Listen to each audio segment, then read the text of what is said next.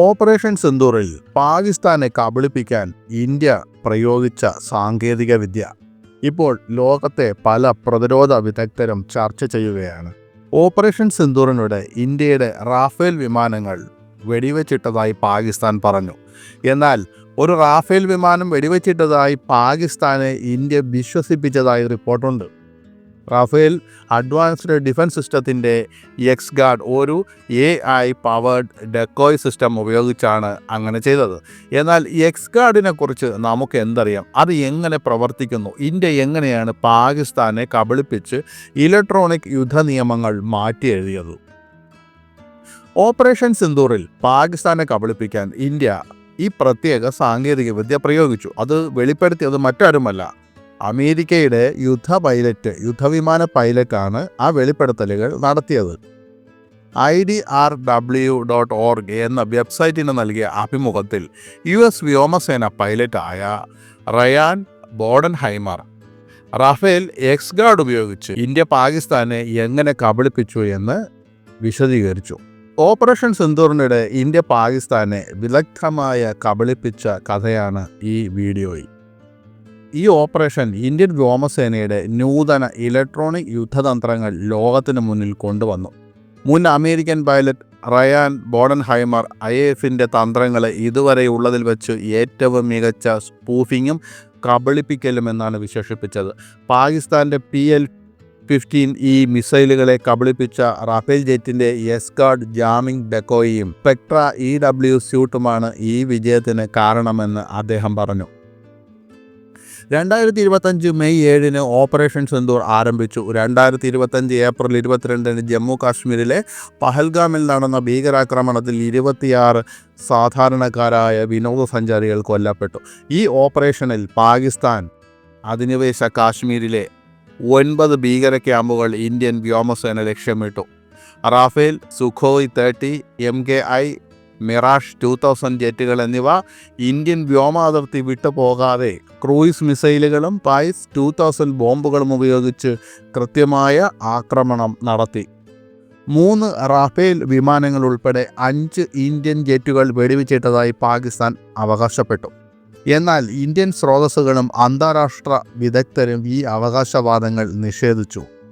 അവ യഥാർത്ഥത്തിൽ റാഫേൽ ജെറ്റുകളല്ലെന്നും നശിപ്പിക്കപ്പെട്ട ഡെക്കോയി എക്സ്-ഗാർഡുകളാണെന്നും അവർ പറഞ്ഞു.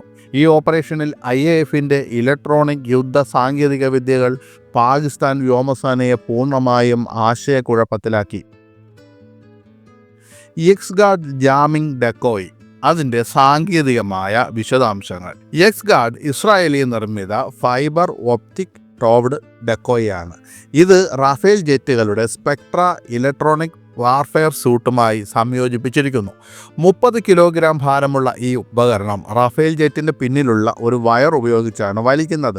ശത്രു റഡാറുകളെയും മിസൈലുകളെയും കബളിപ്പിക്കാൻ ഇത് രൂപകൽപ്പന ചെയ്തിരിക്കുന്നു. എക്സ്-ഗാർഡ് 360 ഡിഗ്രി റേഡിയസിൽ ജാമിംഗ് സിഗ്നലുകൾ അയക്കുന്നു. ഇത് ശത്രു റഡാറുകളെയും സജീവ മിസൈൽ അന്വേഷകരെയും ആശയക്കുഴപ്പത്തിലാക്കുന്നു. ഇത് റഡാർ സിഗ്നേച്ചറിനെ വ്യാജമാക്കി അതൊരു യഥാർത്ഥ ജെറ്റ് പോലെ തോന്നിപ്പിക്കുന്ന രീതിയിലാണ് അയക്കുന്നത്. എക്സ്-ഗാർഡ് ആർട്ടിഫിഷ്യൽ ഇൻ്റലിജൻസ് ആണ് ഉപയോഗിക്കുന്നത്. ഇത് റഡാർ സിഗ്നലിൻ്റെ ഡോപ്ലർ ഷിഫ്റ്റും സിഗ്നേച്ചറും പകർത്തുന്നു. ശത്രു റഡാറുകളെ ആശയക്കുഴപ്പത്തിലാക്കാൻ ഇത് തത്സമയം സിഗ്നൽ മാറ്റിക്കൊണ്ടിരിക്കുന്നു. ഇത് ശത്രു മിസൈലുകൾക്ക് യഥാർത്ഥ ജെറ്റിന് പകരം ഡെക്കോയെ ലക്ഷ്യമിടാൻ കാരണമാകുന്നു. ശത്രു റഡാർ സിഗ്നലുകൾ റെക്കോർഡ് ചെയ്യുകയും കൈകാര്യം ചെയ്യുകയും ചെയ്യുന്ന digital radio frequency memory DRFM സാങ്കേതിക വിദ്യയാണ് എക്സ്-ഗാർഡ് ഉപയോഗിക്കുന്നത്. ഇത് തെറ്റായ ലക്ഷ്യങ്ങൾ സൃഷ്ടിക്കുകയും അതുവഴി ശത്രു റഡാറുകളെയും മിസൈൽ സംവിധാനങ്ങളെയും തെറ്റിദ്ധരിപ്പിക്കുകയും ചെയ്യുന്നു. എയർ ടു എയർ മിസൈലുകൾ, അതായത് PL-15E പോലുള്ളവ, സർഫസ് ടു എയർ മിസൈലുകൾ, അതായത് സാമുകൾ എന്നിവയിൽ നിന്ന് എക്സ്-ഗാർഡ് സംരക്ഷിക്കുന്നു. മിസൈലുകളുടെ നോ എസ്കേപ്പ് സോണിൽ നിന്ന്, അതായത് മിസൈലുകളിൽ നിന്ന് രക്ഷപ്പെടാൻ അല്പം ബുദ്ധിമുട്ടുള്ള ഭാഗം, മിസൈലുകളുടെ നോ എസ്കേപ്പ് സോണിൽ നിന്ന് ഇത് റാഫേലിനെ അകറ്റി നിർത്തുന്നു. എക്സ്-ഗാർഡിന് 30 കിലോഗ്രാം ഭാരം മാത്രമേ ഉള്ളൂ. ഇത് ഭാരം കുറഞ്ഞതും കാര്യക്ഷമവുമാണ്. ഉയർന്ന വേഗതയിലും സ്ഥിരത നിലനിർത്തുന്ന ഒരു ഫൈബർ ഒപ്റ്റിക് കേബിൾ വഴി ഇത് ജെറ്റുമായി ബന്ധിപ്പിച്ചിരിക്കുന്നു. മോണോപൾസ് ലോബ് ഓൺ റിസീവ് ഓൺലി ട്രാക്കറുകൾ ഉൾപ്പെടെയുള്ള ഏറ്റവും സങ്കീർണമായ റഡാറുകളെ വഞ്ചിക്കാനും ഇതിന് കഴിയും. റാഫേലിൻ്റെ വെബ്സൈറ്റ് ഇതിനെ അത്യാധുനികവും ഭാരം കുറഞ്ഞതും പുനരുപയോഗിക്കാവുന്നതുമെന്ന് വിശേഷിപ്പിക്കുന്നു. വിമാനത്തിലെ ഒരു പോഡിനുള്ളിൽ സൂക്ഷിച്ചിരിക്കുന്ന ഈ എക്സ്-ഗാർഡ് പിൻവലിക്കാവുന്നതാണ്. നൂതനമായ ഒരു റെയിൽ ഔട്ട് റെയിൽ ഇൻ സംവിധാനം ഉപയോഗിച്ചാണ് ഇത് ചെയ്യുന്നത്. പൈലറ്റ് ഒരു ഭീഷണി കണ്ടെത്തിയാൽ വിമാനം അപകട മേഖലയിലേക്ക് വരുമ്പോൾ എക്സ്-ഗാർഡ് വിന്യസിക്കപ്പെടുന്നു. 30 കിലോഗ്രാം ഭാരമുള്ള എക്സ്-ഗാർഡ് 100 മീറ്റർ ഫൈബർ ഒപ്റ്റിക് ശേഷിയുള്ള ഒരു ഉപകരണം ഉപയോഗിച്ചാണ് വിന്യസിച്ചിരിക്കുന്നത്. 500 വാട്ട് 300 ഡിഗ്രി ജാമിംഗ് സിഗ്നൽ സൃഷ്ടിക്കാൻ ഇത് AI ഉപയോഗിക്കുന്നു. ഫൈബർ ഒപ്റ്റിക് ശേഷി പൈലറ്റിന് മിസൈൽ പ്രവർത്തനത്തെയും സിസ്റ്റം സ്റ്റാറ്റസിനെയും കുറിച്ചുള്ള തത്സമയ അപ്ഡേറ്റുകൾ അനുവദിക്കുന്നു, അതായത് ജാമിംഗ് ശ്രമങ്ങളെ ബാധിക്കാതെ. ഇതൊരു യഥാർത്ഥ റാഫേൽ ജെറ്റിൻ്റെ റഡാർ സിഗ്നലുകളും ഡോപ്ലർ ഇഫക്റ്റും അനുകരിക്കുന്നു. ഇത് ശത്രുവിന് യഥാർത്ഥ വിമാനം കണ്ടെത്തുന്നത് ബുദ്ധിമുട്ടാക്കുന്നു. വരുന്ന ഏതൊരു മിസൈലിനും വിമാനത്തിൻ്റെ സ്ഥാനം തെറ്റായോ ആശയക്കുഴപ്പത്തിലാക്കുകയോ ചെയ്യുന്നു. 2 സെക്കൻഡിനുള്ളിൽ വിന്യസിക്കാൻ കഴിയുന്ന ഇത് ശത്രുവിനെ കബളിപ്പിക്കാൻ ഒരു വിങ് മാനായി ഉപയോഗിക്കുന്നു. പ്രധാനമായും പോരാളികൾക്ക് കൊണ്ടുപോകാൻ വേണ്ടിയാണ് ഇത് രൂപകൽപ്പന ചെയ്തിരിക്കുന്നത്. ദൗത്യം പൂർത്തിയായ ശേഷം അത് വിമാന പോഡിലേക്ക് പിൻവാങ്ങുന്നു. മെയ് മാസത്തിൽ റാഫേൽ അഡ്വാൻസ്ഡ് ഡിഫൻസ് സിസ്റ്റം എക്സ്-ഗാർഡിൻ്റെ പുതിയ പതിപ്പ് പ്രഖ്യാപിച്ചു. എക്സ്-ഗാർഡ് RT ഇതൊരു സ്വതന്ത്ര സംവിധാനമാണെന്ന് ഒരു റാഫേൽ എക്സിക്യൂട്ടീവ് ജെയിൻസ് ഡിഫൻസ് വീക്കിലോട് പറഞ്ഞു. ഈ സംവിധാനത്തിൻ്റെ സ്വാതന്ത്ര്യം തീർച്ചയായും മികച്ച ഗുണമാണ്, അവർ പറയുന്നു. സാധാരണയായി സജീവമായ ഒരു നൂതന ഇലക്ട്രോണിക് യുദ്ധവിമാനങ്ങളെപ്പോലെ സജ്ജീകരിക്കാത്ത കാർഗോ പോലുള്ള പുതിയ വിമാനങ്ങളുമായും ഇത് സംയോജിപ്പിക്കാനുള്ള സാധ്യതയും കാണിക്കുന്നു. അതുകൊണ്ട് തന്നെ എക്സ്-ഗാർഡ് ഉപയോഗിച്ച് ഇന്ത്യൻ വ്യോമസേന നടത്തിയത് ഇതുവരെ കണ്ടിട്ടുള്ളതിൽ വെച്ച് ഏറ്റവും മികച്ച കബളിപ്പിക്കലും വഞ്ചനയുമെന്നാണ് പൈലറ്റ് ഗോർഡൻ ഹൈമർ പ്രശംസിച്ചത്. ചൈനയുടെ PL-15 ഒരു പതിപ്പായ PL-15E മിസൈലിനെ പോലും കബളിപ്പിക്കാൻ എക്സ്-ഗാർഡിന് സാധിച്ചു എന്നാണ് അദ്ദേഹം അവകാശപ്പെടുന്നത്. പാകിസ്ഥാൻ്റെ J-10C യുദ്ധവിമാനങ്ങളിലെ KLJ-7A AESA റഡാറിനെ കബളിപ്പിച്ചുകൊണ്ട് റാഫേൽ ജെറ്റുകളെ ആക്രമിച്ചുവെന്ന് എക്സ്-ഗാർഡ് കരുതി. ഈ ദൗത്യം ഇലക്ട്രോണിക് യുദ്ധ നിയമങ്ങൾ പുനർനിർവചിക്കാമെന്ന് ബോഡൻഹൈമർ പറയുന്നു. ദാസോയും പ്രതിരോധ സെക്രട്ടറിയും പറഞ്ഞത്. ദാസോ CEO ആയ ട്രാപ്പിയർ ഒരു പ്രതിരോധ വെബ്സൈറ്റിന് നൽകിയ അഭിമുഖത്തിൽ ഇന്ത്യക്ക് അവരുടെ ഒരു റാഫേൽ ജെറ്റ് നഷ്ടപ്പെട്ടതായി സമ്മതിച്ചു. എന്നാലും അത് വളരെ ഉയരത്തിലുണ്ടായ ഒരു സാങ്കേതിക തകരാർ മൂലമാണ് സംഭവിച്ചതെന്ന് അദ്ദേഹം കൂട്ടിച്ചേർത്തു.